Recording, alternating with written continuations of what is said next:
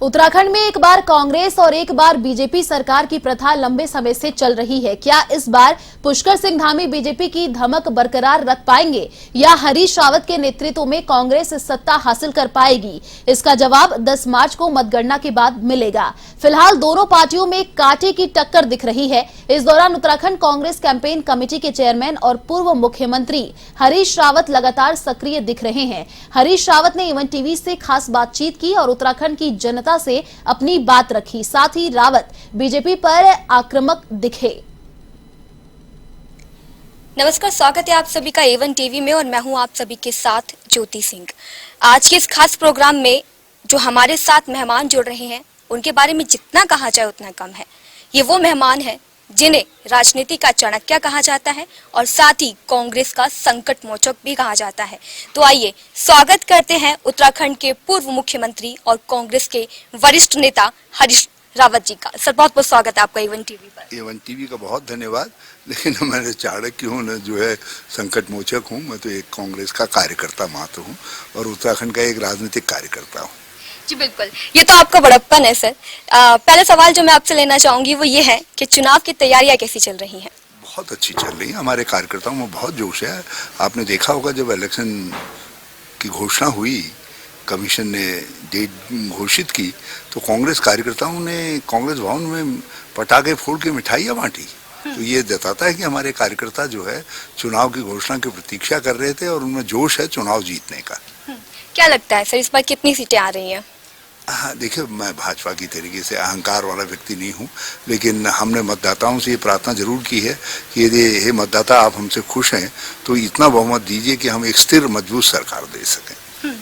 Sir, Priyanka Gandhi ji की अगर हम बात करें तो उन्होंने एक नारा दिया है, लड़की हूँ लड़ सकती हूँ, जो यूपी के अंदर बहुत ही ज्यादा गूंजता हुआ दिखाई दे रहा है इन दिनों। लेकिन वहीं जो महिला की बात करें तो 40% टिकट का जो मामला है, तो क्या वो यहाँ पर भी होगा? देखिए, आपके सवालों को सुन करके मैं कह सकता हूँ लड़की हूँ, बड़े चुभने वाले और बड़े सटीक सवाल कर सकती हूँ। तो प्रियंका जी तो प्रियंका जी हैं और उन्होंने एक महिलाओं में एक नया जोश, गरीबी हटाओ के बाद इंदिरा जी के व्यक्तित्व से जो महिलाओं को शक्ति मिली थी और उसके बाद उनके पिताजी ने महिला आरक्षण की बात कही थी, तो अब ये जो लड़की हूँ लड़ सकती हूँ, ये 21वीं सदी के अंदर एक बड़ा क्रांतिकारी परिवर्तन लाने वाला नारा है। मैं इसके लिए प्रियंका जी को बहुत धन्यवाद देना चाहता हूँ। ये एक वेल थॉट, बहुत इंस्पायरिंग नारा है जो जिसकी गूंज अभी तो राजनीति में सुनाई दे रही है। कुछ दिनों के बाद हमारे सामाजिक राजनीतिक जीवन में ये नारा प्रभावी होगा और उस दिन की हम सब प्रतीक्षा करेंगे, क्योंकि जब तक हमारा जो 50% हिस्सा है समाज का वो उठ करके खड़ा नहीं होता, उसका पूरा आत्मस्वाभिमान के साथ आगे नहीं बढ़ता है, तो तब तक देश कैसे 21वीं सदी का महान देश होगा। बिल्कुल। क्या उत्तराखंड में भी 40% टिकट जो है महिलाओं को दिया जाएगा? टिकट में एक दिक्कत है जो है, क्योंकि संख्या का भी खेल है। हमारी विधानसभा छोटी है तो हम ज्यादा प्रयोग नहीं कर सकते, मगर इतना जरूर हमारा वादा है, कहीं 20 और 21 का अंतर होगा तो हम महिला के पक्ष में फैसला करेंगे और हम ये देखेंगे कि पार्टी ताकत लगा करके किस तरीके से महिला को जिता सकती है। एक परिवार से एक टिकट का जो फॉर्मूला है वो पंजाब में तो चल रहा है, तो क्या उत्तराखंड में भी होगा इस बार?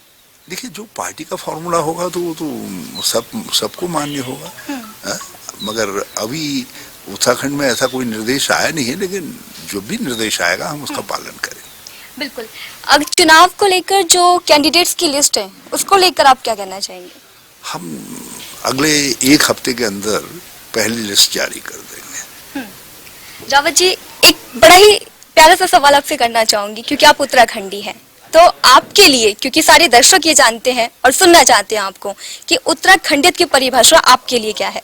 देखिए, उत्तराखंडियत की एक बहुत सी सीधी परिभाषा है कि एक सीधा सरल गतिमान उत्तराखंड, जिस उत्तराखंड के लिए लोगों ने आंदोलन किया और त्याग, तपस्या, बलिदान से राज्य बनाया, तो उसके कुछ अपने मूल्य हैं, हमारी कुछ परंपराएं हैं, कुछ हमारी धरती का सत्व है, कुछ हमारी संस्कृति है, कुछ हमारी विशेषताएं हैं, उन सब चीजों का जो समूचा रूप है और उसमें किस तरीके से हम 21वीं सदी के चुनौतियों का सामना करते हुए एक समुन्नत उत्तराखंड बना सकते हैं, तो उस संघर्ष का नाम, उस भावना का नाम उत्तराखंडियत है।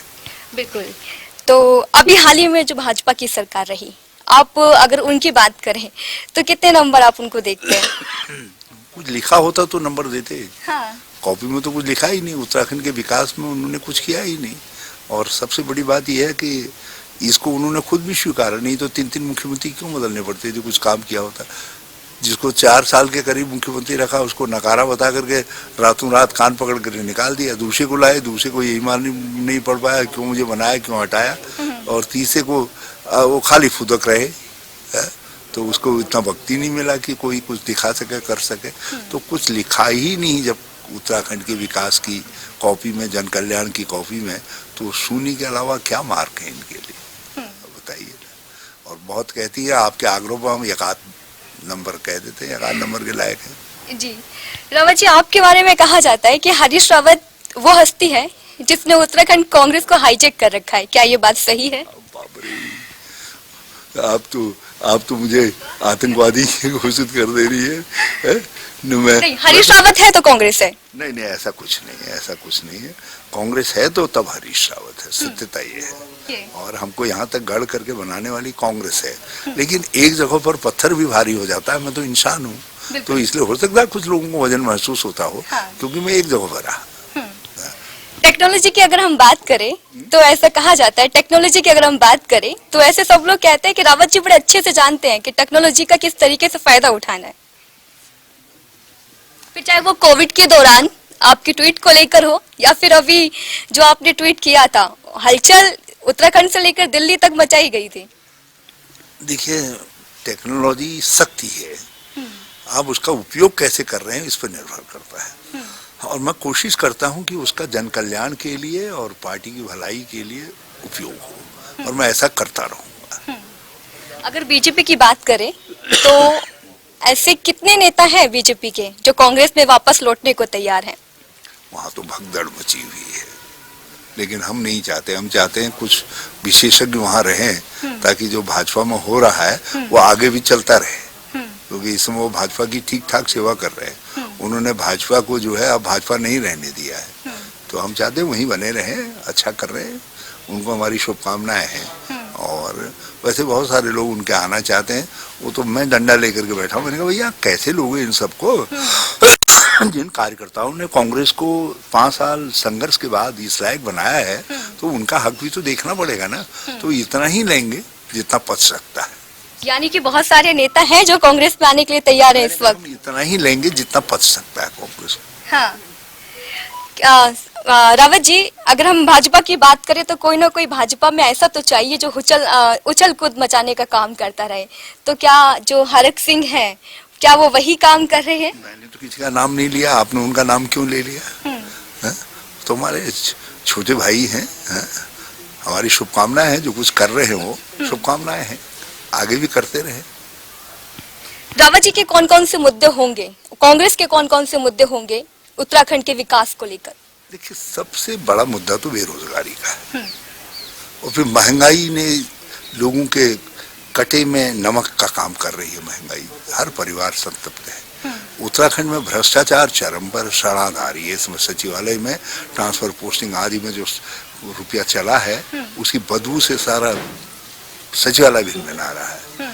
और दूसरी तरफ मुख्यमंत्री के लिए लोग कहते हैं खनन प्रिय मुख्यमंत्री, टाइटल मिल गया है। उनके मंत्री ने स्वीकार किया कि अवैध खनन हो रहा था शुक्रो और मालन में जो है, और जगह से सारी नदियां, गाड़, गधेरे सब खोद डाले हैं। पता नहीं बजरी खा रहे हैं या क्या खा रहे हैं। लोग ये कहते हैं कि 5 रुपया ऊपर जा रहा है पर क्विंटल करके, पता नहीं कहाँ जा रहा है, क्या है ये शिष्टाचार बन गया, भ्रष्टाचार यहाँ।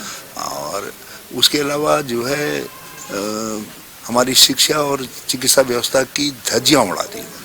हालत यह है कि कोरोना काल में जब दूसरी वेव आई थी तो लोगों को मरने के लिए यूं ही छोड़ दिया इन्होंने। सर्वाधिक दूसरे नंबर पर मृत्यु दर हमारे राज्य में थी। कुंभ के अंदर हमारे ऊपर एक आरोप लगेगा कि हम कोरोना स्प्रेडर हैं। उसका कारण ये था कि इन्होंने टेस्टिंग का घोटाला कर दिया और बहुत बड़ा घोटाला, उसमें सब भाजपा के लोग सम्मिलित थे। तो वो है, शिक्षा विभाग चौपट कर दिया है।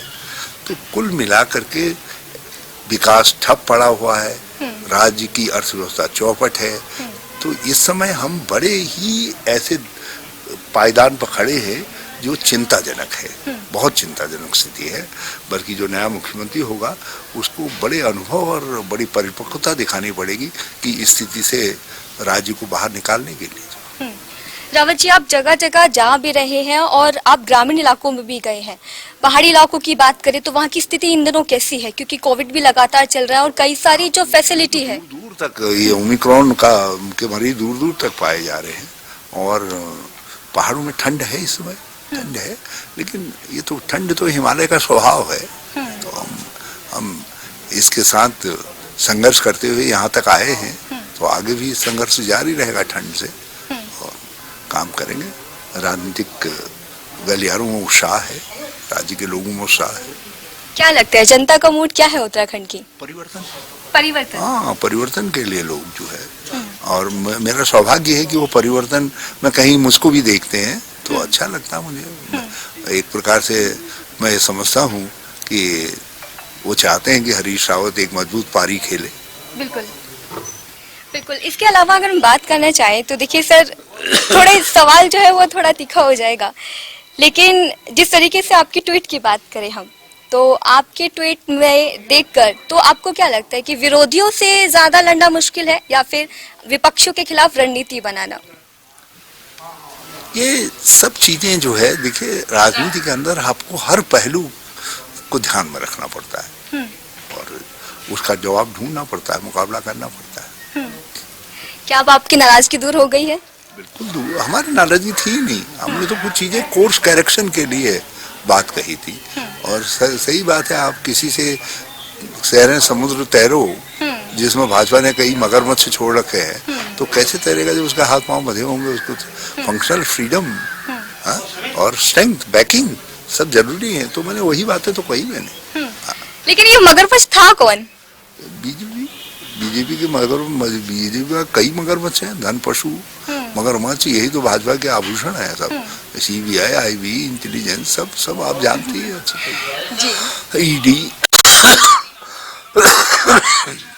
बिल्कुल, आचार संहिता लग चुकी है और चुनाव आयोग ने कई तरीके की जो पाबंदियां हैं वो भी लगा दी है, क्योंकि डोर टू डोर कैंपेन की बात करें तो उसमें सिर्फ 5 लोग सीमित कर दिया है। वही पद यात्रा हो गई, रैलियां हो गई, उस पर भी रोक लगा दी है। हम इन प्रतिबंधों के साथ आगे बढ़ेंगे, लेकिन इतना हम जरूर कहना चाहेंगे कि इलेक्शन काल के अंदर लोग अपनी बात मतदाताओं तक पहुंचा सकें, उसका कोई न कोई और प्रभावी तरीका, नहीं तो छोटी पार्टियों के लिए डिजिटल प्लेटफॉर्म पर आना बड़ा कठिन हो जाएगा।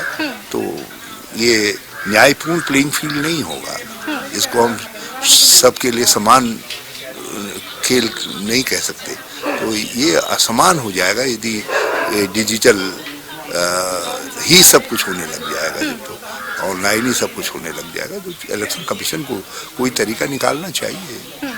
लेकिन भाजपा का कहना है कि डिजिटल तो बहुत ही एक अच्छा माध्यम है, उससे हम जनता से जुड़ पाएंगे, लेकिन बाकी पार्टियों को पता नहीं क्या दिक्कत हो रही है। मोदी जी ने इसीलिए तो जानबूझ करके 50-60% हिस्से को इंटरनेट कनेक्टिविटी से बाहर रखा है। हमारा तो 50% से ज्यादा हिस्सा इंटरनेट कनेक्टिविटी से बाहर है। तो वहाँ के लोगों को कैसे ऑनलाइन सुविधा मिल पाएगी, कैसे वो लोग जुड़ पाएंगे? ओमिक्रॉन और कोरोना संकट के बीच ये चुनाव का तारीखों का ऐलान हो गया है। ऐसे में कांग्रेस ने तो पहले ही अगले 15 दिनों के लिए यूपी के अंदर जो रैली थी वो अपनी स्थगित कर दी थी। उत्तराखंड में भी रैली होने वाली थी 9 तारीख को प्रियंका जी की, तो कांग्रेस तो एक कदम पहले से ही आगे चल रही थी। जी, हम देखिए कोरोना प्रोटोकॉल का हम पालन करेंगे, मगर अब इस कोरोना की जब एक वाइड स्प्रेड थ्रेट है, तो इससे कैसे चुनाव अभियान चलाया जाए, इसका कोई न कोई तरीका ढूंढा जाना चाहिए। चाहे सर्वदलीय बैठकों के जरिए हो, लेकिन कोई रास्ता ढूंढा जाना चाहिए। रावत जी, आपकी पंजाब को लेकर आप किस तरीके की प्रतिक्रिया रखते हैं? क्योंकि जिस तरीके से पंजाब में पीएम मोदी की सुरक्षा में चूक हुई और पूरी जो भाजपा सरकार है वो पंजाब सरकार पर, पूरी कांग्रेस पर जो है पीएम मोदी की सुरक्षा की चूक का मामला, और यहाँ तक कि स्मृति ईरानी ने तो ये तक भी कह दिया कि उनकी जान को लेकर खून का खेल जो है वो पंजाब सरकार खेल रही है। ये बिल्कुल बेहुदा आरोप है।